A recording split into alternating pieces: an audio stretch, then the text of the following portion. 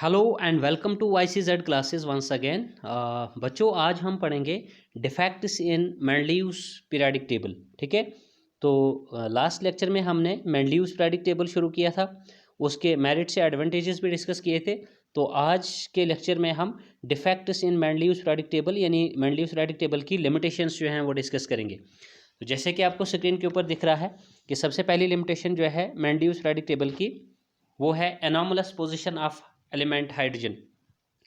देखो बेटा, जहाँ पे हमने ये कहा एडवांटेजेस या मेरिट्स में कि मेंडलीव्स पीरियोडिक टेबल जो है ये काफ़ी सक्सेसफुल जो है वो प्रूव हुआ, लेकिन फिर भी कहीं ना कहीं मेंडलीव्स पीरियोडिक टेबल को जो है कुछ लिमिटेशंस का जो है वो सामना करना पड़ा। ठीक है, यानी although we can say that this periodic table was proved very successful, but yet it suffered from certain limitations which are as categorised below. ठीक है, तो उनमें से पहला जो मैं आपको बता रहा हूँ anomalous position of element hydrogen. देखो बेटा, ये आप अपनी कॉपी पे लिख दीजिए। पहली limitation anomalous position of element hydrogen, इसमें क्या क्या आपने लिखना है वो ध्यान दीजिए आप। ठीक है, मैं जो बातें समझाऊंगा इसके बारे में वही आपने लिखना है और मैं आपको इसका PDF भी सेंड करूंगा। ठीक है, देखिए सबसे इंपॉर्टेंट चीज़ यहाँ पर है कि एनॉमलस वर्ड क्या है। एनॉमलस का मतलब होता है, आप याद रखिए, सम वट डिविएट।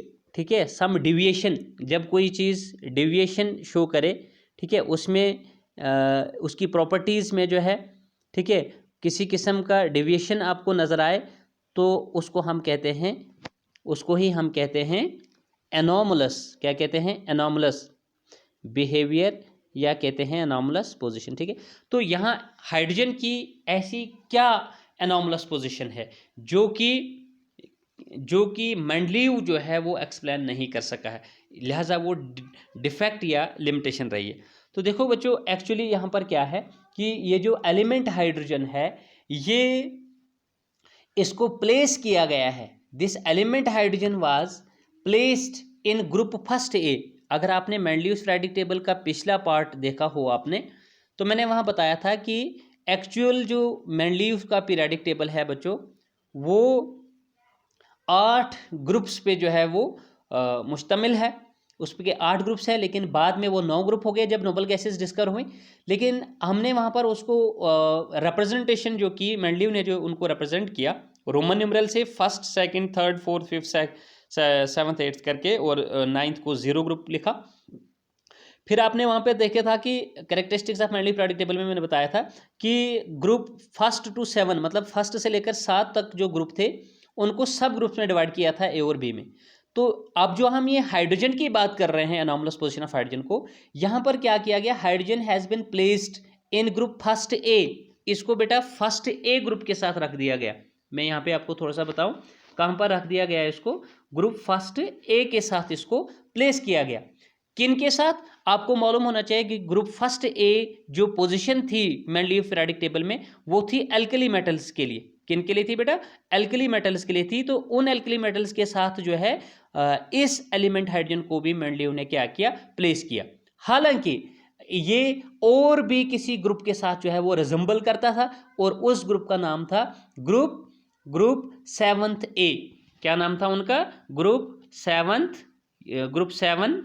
ठीक है, और ए, यानी ग्रुप 7th ए में आपको मालूम होना चाहिए कि कौन से वाले एलिमेंट्स आया करते हैं। वो पोजीशन रखी गई थी हेलोजेंस के लिए मेंडलीव के द्वारा। ठीक है, हेलोजेंस के लिए, ठीक है, फ्लोरीन क्लोरीन ब्रोमीन वगैरह उनके लिए। तो ये एलिमेंट हाइड्रोजन जो है मेंडलीव ने उसको फर्स्ट ए के साथ प्लेस किया, लेकिन अगर हम देखेंगे इसकी प्रॉपर्टीज को कंपेयर करेंगे तो ये क्या करता है, ग्रुप 7th ए यानी हेलोजेंस के साथ भी रिजेंबल इसकी प्रॉपर्टीज करती हैं। तो लिहाजा अब यहाँ पर एक कंट्रोवर्शियल पोजीशन बन गई एलिमेंट हाइड्रोजन की कि अगर एलिमेंट हाइड्रोजन जो है वो ग्रुप फर्स्ट ए है एल्कली मेटल्स के साथ भी रिजेंबल करता है, और ग्रुप 17 हेलोजेंस के साथ यानी ग्रुप 7th ए हेलोजेंस के साथ भी रिजेंबल करता है, तो फिर हम इसको कहाँ पे रखेंगे? ये तो एक एनॉमलस पोजीशन हो गई, ये तो डिविएट कर रहा है यहाँ पर, मतलब किसी एक ही चीज़ पर ये टिका हुआ नहीं है, किसी एक ही ग्रुप के साथ ये अपनी प्रॉपर्टीज शो नहीं कर रहा है, दो के साथ कर रहा है, तो लिहाजा हम दो ग्रुप्स के साथ इसको किस तरह से प्लेस करेंगे? This was not justified properly by Mendeleev and hence it remained a limitation और defect in his periodic table. ठीक है बेटा, तो यही था कंट्रोवर्शियल पोजीशन। आप लिखेंगे एंड पे कि this controversial position of element hydrogen could not be explained by Mendeleev। Okay बेटा, तो यही आप लिखेंगे फर्स्ट लिमिटेशन में कि अनोमलस पोजीशन ऑफ हाइड्रोजन, जो मैंने एक्सप्लेन किया। चलिए नेक्स्ट आप जो सेकंड लिमिटेशन है बेटा वो है anomalous position of some elements. फिर से anomalous position of some elements मतलब हाइड्रोजन के अलावा कुछ और एलिमेंट्स में भी कुछ अनोमलस बिहेवियर जो है हमको नजर आ रहा है। वो क्या है? देखिए, आप अपनी पेन कॉपी उठाइए, लिखिए, यहां पर कुछ पॉइंट्स में बता रहा हूं। In some cases of the Mendeleev's periodic table you will see that, देखिए पहली चीज मैं बताऊंगा कि Mendeleev's periodic table was based on which principle? शाबाश, वो था इंक्रीजिंग एटॉमिक मास प्रिंसिपल पे बेस्ड। इंक्रीजिंग एटॉमिक मास मतलब उसने एलिमेंट्स को जिस तरीके से क्लासीफाई किया इस प्रिंसिपल के अकॉर्डिंग कि वो इंक्रीजिंग एटॉमिक मास को फॉलो करे। मतलब पहले मैं ग्रुप में उस एलिमेंट को रखूं जिस एलिमेंट का एटॉमिक मास कम हो, फिर उसको रखूं जिसका उससे ज्यादा होगा, एंड सो ऑन। ठीक है, तो this is known as increasing atomic mass. So increasing atomic mass was his basic principle in his classification. लेकिन तो अब यहां पर क्या होना चाहिए था? ठीक है, किसी ग्रुप में या किसी पीरियड में अगर हम जाएंगे तो पिछला एलिमेंट का मास कम होना चाहिए, अगले वाले का ज्यादा होना चाहिए। लेकिन हुआ क्या यहां पर? इसने यहां पर कुछ एलिमेंट्स को प्लेस किया इससे हटकर। मतलब इसने बताया था कि इंक्रीजिंग एटॉमिक मास, लेकिन इसका इंक्रीजिंग एटॉमिक मास वाली बात जो है वहां पर वो फेल हो रही। वहां पर उसने इस चीज का कोई ध्यान ही नहीं रखा कि कुछ एलिमेंट्स को उसने रॉन्गली प्लेस किया है पीरियोडिक टेबल में। मतलब उनका जो एटॉमिक मास है पहले प्रीवियस एलिमेंट का वो ज़्यादा है और बाद वाले एलिमेंट का वो कम है। हालांकि पहले एलिमेंट होना चाहिए था जिसका एटॉमिक मास कम है, लेकिन वहाँ रॉन्गली उसने रख दिया है जिसका एटॉमिक मास ज़्यादा है। तो ये भी एक लिमिटेशन बन गई है। जैसे हम कुछ एग्जांपल्स डिस्कस करेंगे, लेकिन फिलहाल आप अपनी कॉपी पे लिखेंगे in some cases of this periodic table what happens there, the elements with higher atomic mass, ठीक है, वाज प्रीसीड्स मतलब वो पहले आते हैं the elements with the lower atomic mass. As an example जैसे आप देख लीजिए यहाँ पर कि ऑर्गन है आपका, ऑर्गन, ठीक है, जिसका एटॉमिक नंबर आपके पास बेटा 18 है, Z इज इक्वल टू 18। तो इसका अगर आप एटॉमिक मास देखोगे ये है 39.9। कितना है? 39.9। प्रीसीड का मतलब हो गया ये पहले ही आता है। जब आप एलिमेंट के नाम लेते हैं तो आप वहाँ पर जब देखेंगे तो आर्गन पहले आता है और पोटेशियम बाद में आता है। ठीक है, प्रीसीड्स का मतलब ये पहले आता है। किससे पहले आता है जी? ये पोटेशियम से पहले आता है। ठीक है, पोटेशियम से पहले। और पोटेशियम का अगर हम एटॉमिक मास देखते हैं तो वो कितना है? 39.1। देखो बेटा पीरियोडिक टेबल किस पे बेस्ड है? इंक्रीजिंग एटॉमिक मास। तो पहले एलिमेंट कौन सा आना चाहिए? अब देखो तुम्हारे सामने सिचुएशन है, ऑर्गन का एटॉमिक मास कितना है? 39.5। पोटेशियम का कितना है? 39.1। भाई 39 होल नंबर पार्ट दोनों का सेम है, डेसिमल में डिफरेंस है, ये 0.5 है और ये 0.1 है। ठीक है, ये 0.5 नहीं 0.9 है, 39.9 है ये।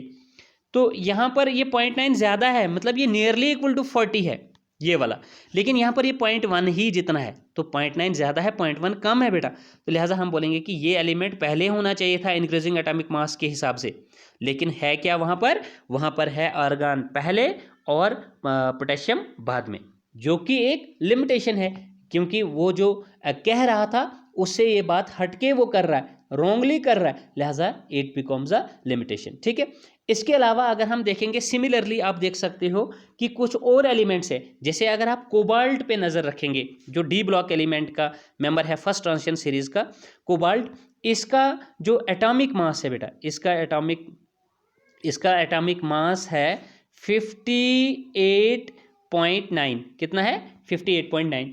और अगर हम इसके साथ वाले एलिमेंट को देखेंगे वो है निकल।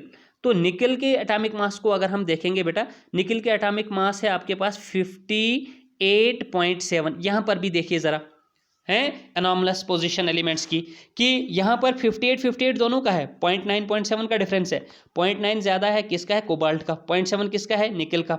यानी निकल पहले होना चाहिए था कोबाल्ट बाद में होना चाहिए था, लेकिन हुआ क्या है, कोबाल्ट पहले रख दिया गया है और निकल बाद में रख दिया गया है, जो कि गलत है। उसकी क्लासिफिकेशन के प्रिंसिपल के मुताबिक इंक्रीजिंग एटॉमिक मास में तो ये फॉलो ही नहीं कर रहा, जो कि गलत है। इसलिए ये क्या रह रही है, एक लिमिटेशन रह रही है, इसकी भी ड्रॉबैक रह रहा है, ठीक है।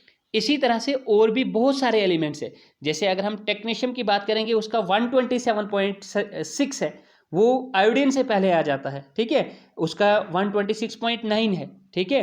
तो हालांकि उसको बाद में होना चाहिए था, उसको बाद में होना चाहिए था, क्योंकि आयोडीन का एटॉमिक मास 126.9 था, उसका 127.6 था, तो 126.9 आयोडीन पहले होना चाहिए था ना, जो कि नहीं है, जो कि बाद में है।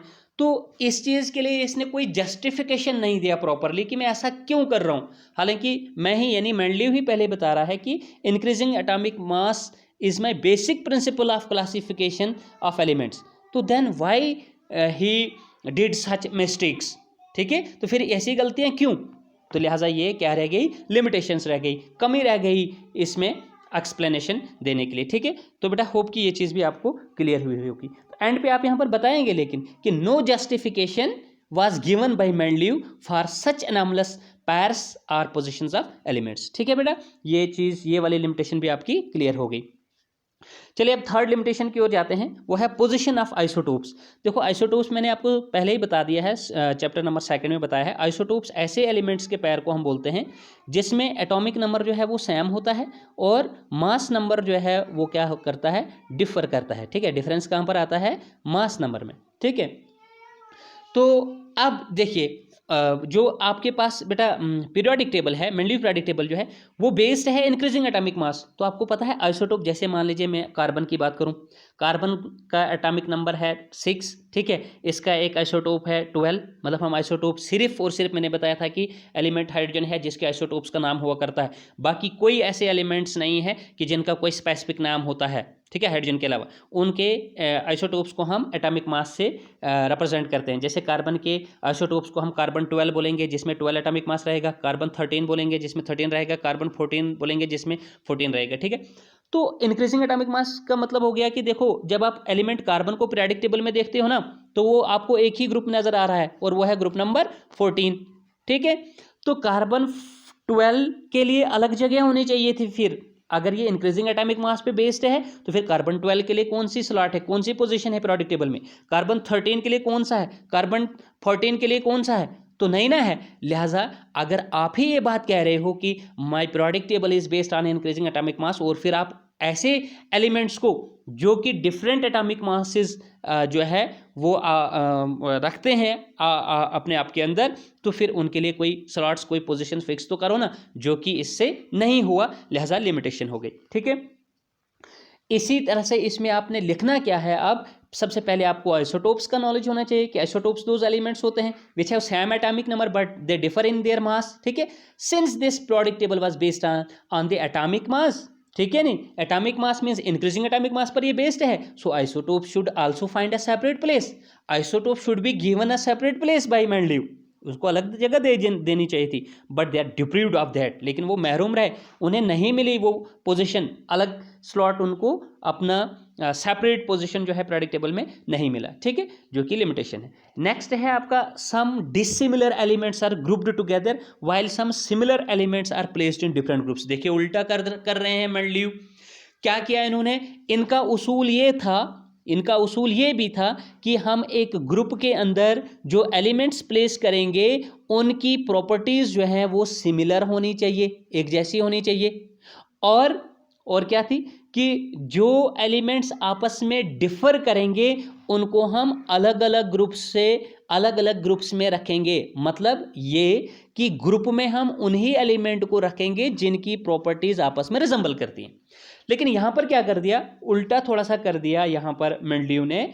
जैसे हम बता रहे हैं कि कुछ डिसिमिलर एलिमेंट्स हैं, भाई डिसिमिलर एलिमेंट्स अगर हैं तो वो एक ही ग्रुप में थोड़ी ना आएंगे, समझा रही बात, उनके लिए आप प्रॉपर्टीज के हिसाब से अलग अलग ग्रुप्स बना लीजिए। लेकिन उसने क्या कर दिया, कुछ डिफरेंट एलिमेंट्स जो है, डिसिमिलर एलिमेंट जो है वो एक ही ग्रुप में ये प्लेस कर दिए। और दूसरी चीज देखिए कि कुछ सिमिलर एलिमेंट्स थे जो एक ही ग्रुप में होने चाहिए थे, उनको जो है वो डिफरेंट ग्रुप्स में प्लेस कर दिया, जो कि टोटली गलत कर दिया मेंडलीव ने। क्यों? क्योंकि उसकी क्लासिफिकेशन के उसूल के खिलाफ हो गया ये, तो लिहाजा लिमिटेशन हो गई। जैसे आप देखिए एग्जांपल्स हम लेते हैं, जैसे मान लीजिए कि अल्कली मेटल्स हैं कुछ, लिथियम है आपके पास, ठीक है, सोडियम है या पोटेशियम है एटसेट्रा, ठीक है, लिथियम है, सोडियम है, पोटेशियम है, रुबिडियम है, सीजियम, फ्रांशियम वगैरह, ठीक है, have been placed in group first A. मैं बार बार बता रहा हूं आपको कि अल्कली मेटल्स को कहां पे रख दिया गया है, फर्स्ट ए ग्रुप के साथ, फर्स्ट ए ग्रुप में रख दिया गया है, ठीक, विद कॉइनेज मेटल्स, ठीक है, with coinage metals means which are use to form coins वगैरह, वो आप बाद में देखेंगे, लेकिन कॉइनेज मेटल्स के साथ इनको रख दिया ग्रुप फर्स्ट ए में, which have no similarities to each other. तो फर्स्ट ए को कॉइनेज मेटल्स के साथ अगर रख दिया गया है तो इन कॉइनेज मेटल्स के साथ बेटा तो फर्स्ट ए वाले एलिमेंट्स का कोई रिजेम्बलेंस ही नहीं है, इनकी प्रॉपर्टीज आपस में कोई मिलती जुलती ही नहीं है। तो फिर ये कहाँ होनी चाहिए, यहाँ इकट्ठे में, इनको तो अलग होना चाहिए था, लेकिन इकट्ठे रख दिया, जो कि बिल्कुल ही क्या हो गया, एक लिमिटेशन हो गया, जो कि ये फाइनली है, ठीक है। तो which have no similarities to each other, okay. Similarly just see another example, elements with copper and mercury. अब क्या है, कुछ एलिमेंट ऐसे जैसे कॉपर है और मरकरी है, ठीक है, अब इनकी प्रॉपर्टीज जो हैं वो क्या कर रही थी, रिजेंबल कर रही थी, वो आपस में सिमिलर थी, तो इनको एक ही ग्रुप में होना चाहिए था ना, लेकिन इनके लिए अलग अलग ग्रुप्स हो गए, तो जो कि फिर से इनकी क्लासिफिकेशन के अलग हो गया, ठीक है, अपोजिट हो गया, उल्टा कर दिया। तो element copper and silver resemble in their properties, they should have been placed in similar groups but they are placed by Mendeleev in different groups. होने चाहिए थे वो एक ही ग्रुप में, लेकिन रख दिए गए डिफरेंट ग्रुप्स में, और वो भी कहां पर, जैसे फर्स्ट बी और सेकंड बी, यानी कॉपर के लिए कॉपर को प्लेस किया ग्रुप फर्स्ट बी में और मरकरी को प्लेस किया ग्रुप सेकंड बी में, ठीक है। तो इस तरह से ये भी क्या रह गई बेटा, एक लिमिटेशन रह गई। तो अब आप देखेंगे नेक्स्ट लिमिटेशन, ठीक है, यहाँ पर मैं थोड़ा सा इसको ऊपर करता हूँ, और अब हम कुछ लिमिटेशंस और थोड़ा सा डिस्कस करते हैं यहाँ पर। दैट मीन्स लिमिटेशन नंबर 5, इसमें आप लिखेंगे यहाँ पे, चलिए यहाँ पे लिखेंगे आप,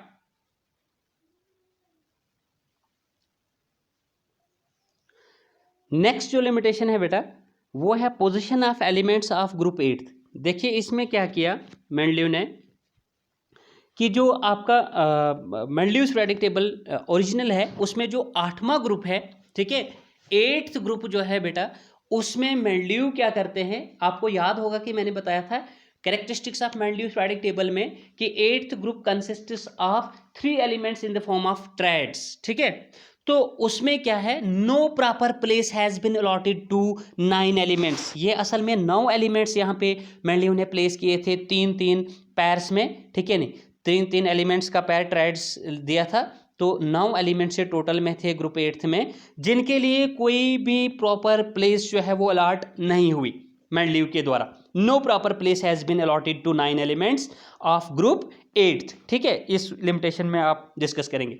विच have been arranged in 3 triads, ठीक है, इन 4th, 5th and 6th periods respectively. वो 4th पीरियड से, 5th पीरियड से और 6th पीरियड से वो 3 ट्रायड्स बिलोंग करते थे, और वो भी रख दिए वहां पर विदाउट एनी जस्टिफिकेशन, किसी भी वेरिफिकेशन जस्टिफिकेशन के बिना ही उनको वहां पर मेंडलीव ने प्लेस कर दिया, जो कि लिमिटेशन थी, ठीक है।